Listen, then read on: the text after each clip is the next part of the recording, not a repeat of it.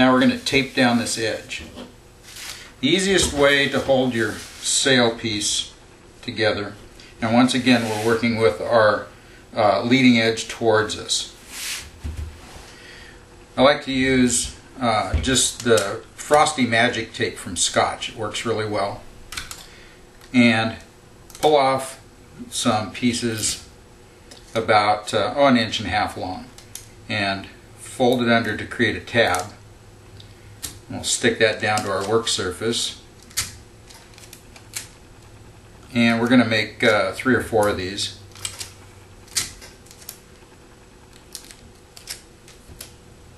Just like that. Okay.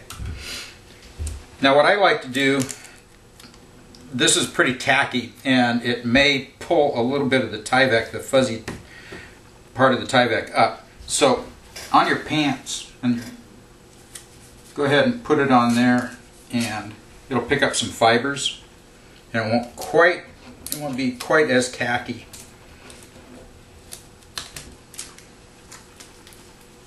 Now we want the tab on the Tyvek. So let's bring this down, and we're going to place one tab across here, one piece of tape with the tab in, and we're not stretching this real tight but getting any wrinkles out of it. Putting another piece along here,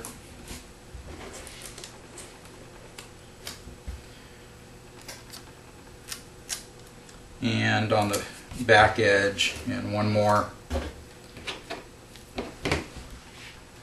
back here. Alright, now we have it taped down to a work surface. We have our pocket there. Now we're going to come back and measure back from the fold 5/16 of an inch, or approximately 8 millimeters. 8 millimeters back, and make a mark towards the tip, another 8 millimeters back. Take your straight edge, lay it over the top,